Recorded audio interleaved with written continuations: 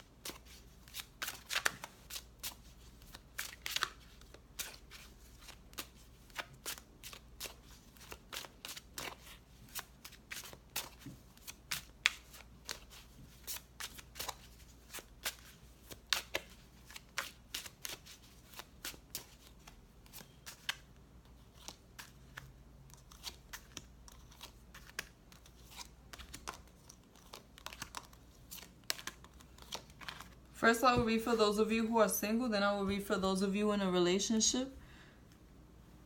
For those of you who are single, I see that there's a potential water sign, a Cancer, Scorpio, Pisces coming in for you at this time.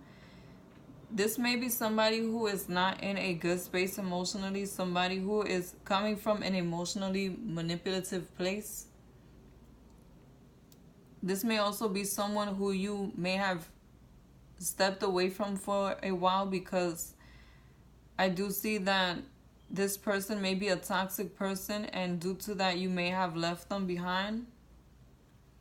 This may be somebody from your past who is trying to return, somebody who you realized you were not going to be able to have a relationship with due to the way that they were acting. But they're coming back trying to rekindle this situation at this time. They are in a place in their life at this time where they want to grow with you. They want to be fruitful. They want to have a fruitful relationship with you. And I do see that this person may have been waiting a while before they approach you, before they tell you how they feel about you. And that may be what has caused them to stay away for a long time. They wanted to be prepared before they approach you and told you that they want to get back with you. And it may all be due to what they might have done to get you to separate from them. I do see that you are in a space where you are willing to hear them out. You do want to see what they have to say and what they want to bring to the table. But I feel like this conversation may end up in a conflict, because this person still has some of that negative toxic energy around them. This person still wants to have things their way and wants to have that toxic way of doing things. So do know that if anybody from your past returns, they may not have changed the way that they say that they have, even though I do see here that they do want to rekindle a relationship. So if you are willing to work things out with them and you are willing to grow with this person, then you can have that heart-to-heart and tell them that they have to be open to compromise. But just know that you may have to grow with this person, because I do see that they're still not in a emotionally positive space. They may be in a better space, but it's still just not a good space. So they may be different, but they're still not in a more positive space than they are in a negative space at this time. Your love message is codependency. Addictions are affecting your romantic life. It may be that this person that is returning is somebody who has been codependent towards you, or who has tried to be controlling, or just they have a lot of codependency going on in their life at this time. It may be that that is what is stopping them from moving forward. They have trouble being independent when it comes to their relationships, or they have trouble being able to move forward as an individual, and that stagnates the relationship as a consequence of their ability of they're not being able to move forward. So if this is somebody who you want, just know that this is going to be somebody who you have to grow with. Now, for those of you who are in a relationship,